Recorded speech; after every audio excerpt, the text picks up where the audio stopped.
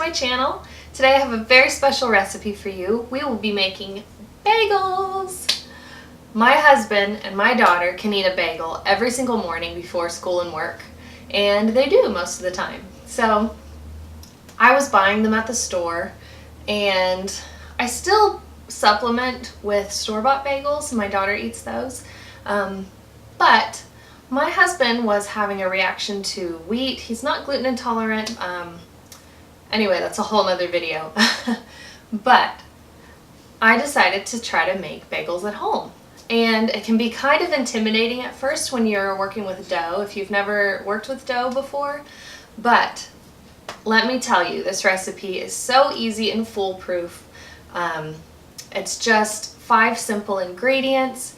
It takes a while from start to finish, but it's very small amount of work involved in the overall process. It's very easy to do, and if you'll stick around, I will bring you along and show you. So the first thing you want to do is prepare your yeast. So in a 1/2 cup of warm water, you're going to add 1.5 tablespoons of granulated sugar and 1 packet of active dry yeast, and just give it a good stir and let it sit there. Now you'll have to forgive me for this part. I didn't realize my microphone was turned off. So I'm going to tell you what to do. In your stand mixer, you're going to mix your bread flour. It's going to be 3.5 cups of bread flour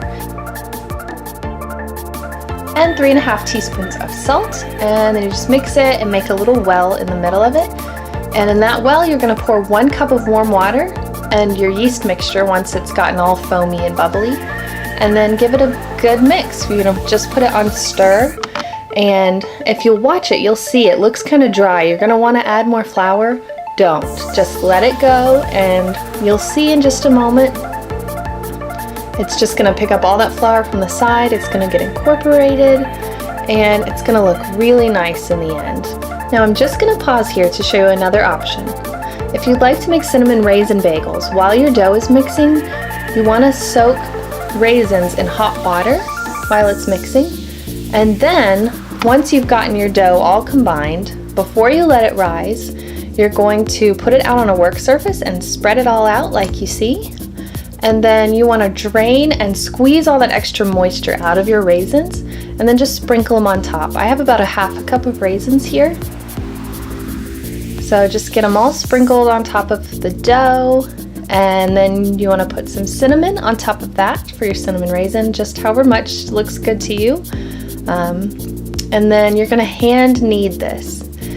And it's okay if the raisins kind of come out the side. You can see that happen to me. Just tuck them all back in there and keep going. And you just want to knead and roll and stretch until it gets all nicely incorporated.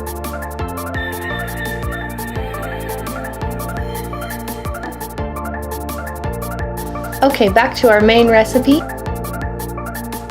So you're just going to kind of make a nice ball out of that and put your olive oil in the mixing bowl. You don't have to wash it out. Just spread it around in there nicely and cover your dough and leave it in the bowl just like that, and put your plastic wrap over the top. Okay, so it's been an hour and my bagel dough has risen. So we're just going to uncover it, and I'm going to show you what it looks like. Now this is a big bowl, so it's not going to come up to the front of it, but you can see that the yeast is activated. It's kind of risen, so we're just going to punch it down like that, and it's going to deflate. And then I'm going to put it on my counter. Now I don't need any flour on my work surface. If you have like a wooden tabletop, you might need some flour, but it's got oil on there already, and I have laminate countertops and it doesn't stick at all. It's fine. So you want to cut it into 6 equal pieces. It doesn't have to be perfect. If you want to weigh it, you can. But I just kind of do my best to make them all the same size. And if one's a little bigger than another one, it's fine. It really doesn't make a difference. Okay. So I have my 6 pieces of dough here, and all you're going to do, here's your dough, you're just gonna put your hand around it in a C shape. And you want to kind of just roll it and knead it. And you're gonna get a good arm workout doing this. You wanna give a little bit of pressure and just press down and knead and roll until you get a nice shape like this. And see, the bottom looks nice. If it's starting to get kind of this hole in it and it looks like it's caving in, that means your dough's probably a little too dry. So next time you'll just want to make sure and add a little bit more water.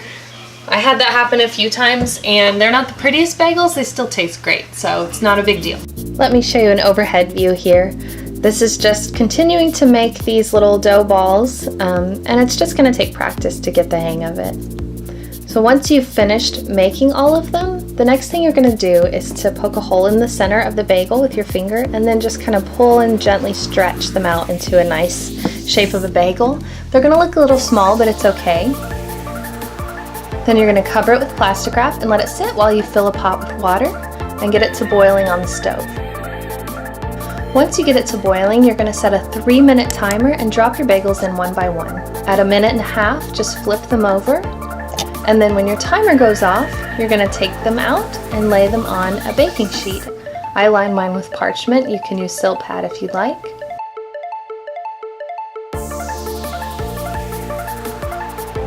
So you're going to lay them on a baking sheet, and then here's mine ready to go in the oven. I put different toppings on my plain bagels, and then you're going to put them in a 425-degree oven for 20 minutes. Here's me taking them out, and they look so nice. They're going to feel really hard on the outside when you take them out, but just wait a few minutes and that steam's going to soften them right up.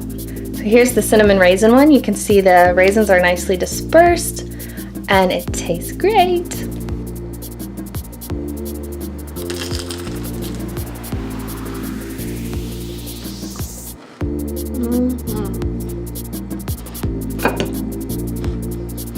So good.